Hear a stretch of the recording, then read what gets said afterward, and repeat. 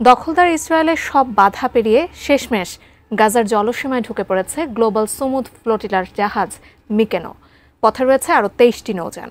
পর্যায়ক্রমে তারাও খুব দ্রুতই গাজার জলসীমায় ঢুকে পড়বে বলে আশা করা হচ্ছে। ফ্লোটিলার লাইভ ট্র্যাকার জানাচ্ছে এই ২৪টি নৌযান এখনও ইসরায়েলি বাহিনীর হস্তক্ষেপের বাইরে আছে।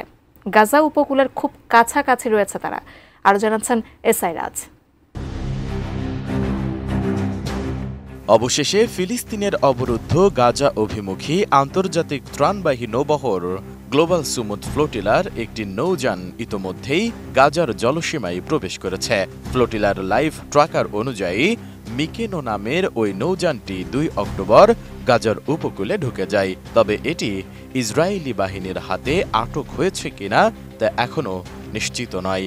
কাতার ভিত্তিক সংবাদ মাধ্যম আল জাজিরা এই তথ্য জানিয়েছে। এর আগের প্রতিবেদনে বলা হয়েছিল অন্তত ২৬টি নৌযান এখনও গাজার উদ্দেশ্যে যাত্রা জারি রেখেছে। ফ্লোটিলার লাইভ ট্র্যাকার জানাচ্ছে এইসব নৌযানগুলোর মধ্যে কয়েকটি গাজার উপকূল থেকে মাত্র ৫০ থেকে ৬০ কিলোমিটার দূরে অবস্থান করছে। সবশেষ তথ্য অনুযায়ী ইসরায়েলি কমান্ডোর অভিযানে বর্তমানে কার্যকর নৌযানের সংখ্যা দাঁড়িয়েছে ২৪-এ। এর মধ্যে কয়েকটি ইতোমধ্যেই গাজার জলসীমার কাছাকাছি পৌঁছে গেছে। এর আগে ইসরায়েলি বাহিনী ফ্লোটিলার জাহাজগুলোর যোগাযোগ ব্যবস্থা বন্ধ করে দেয়, জল কামান ছুড়ে আক্রমণ চালায় এবং আন্তর্জাতিক জলসীমায় সক্রিয় কর্মীদের আটক করে। ইসরায়েল এ পর্যন্ত ফ্লোটিলার ১৩টি জাহাজ আটক করেছে বলে দাবি করেছে। তবে ফ্লোটিলার বলছে এই বাধা তাদের মিশন থামাতে পারবে না। ইসরায়েলকে ফাঁকি দিয়ে গাজার দিকে এগিয়ে যাচ্ছে সুমুদ ফ্লোটিলার বাকি জাহাজগুলো। গাজা উপকূল থেকে আর মাত্র কয়েক কিলোমিটার দূরে রয়েছে তারা। আমি বুঝি নির্মাণের শিল্প, সালাম স্টিল বোঝে durability. Salam steel, most durable still.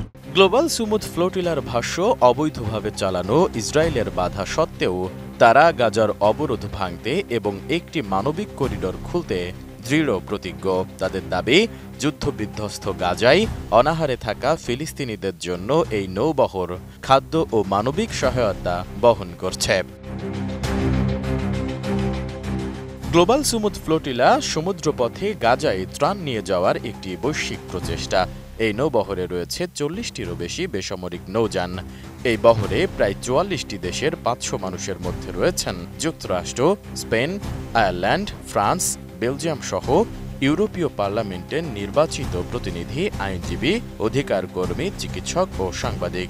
প্রথম বাংলাদেশি হিসেবে আলোচিত এই গ্লোবাল সুমুদ ফ্লোটিলার অভিযাত্রী হয়েছেন বাংলাদেশের খ্যাতিমান আলোকচিত্রী ও মানবাধিকার কর্মী শহীদুল আলম। গ্লোবাল সুমুদ ফ্লোটিলার প্রথম বহর গত ৩১ আগস্ট স্পেনের বার্সেলোনা থেকে যাত্রা শুরু করে। এরপর ১৩ থেকে ১৫ সেপ্টেম্বর তিউনিসিয়া ও ইতালির সিসিলি দ্বীপ থেকে আরও নৌযান এই বহরে যুক্ত হয়। এছাড়া গ্রিসের সাইপ্রাস দ্বীপ থেকে পরবর্তী সময়ে আরও কিছু নৌযান ত্রাণ নিয়ে বহরে যুক্ত হয়। বর্তমানে বহরটিতে ৪০টিরও বেশি নৌযান রয়েছে। এই নৌবহরটি ফিলিস্তিনের সংগঠন হামাসের সঙ্গে সম্পর্ক রয়েছে বলে শুরু থেকেই দাবি করে আসছে ইসরায়েল, যদিও এর পক্ষে তারা কোনো প্রমাণ দিতে পারেনি। এসআই রাজ, ডেস্ক রিপোর্ট, এটিএন নিউজ।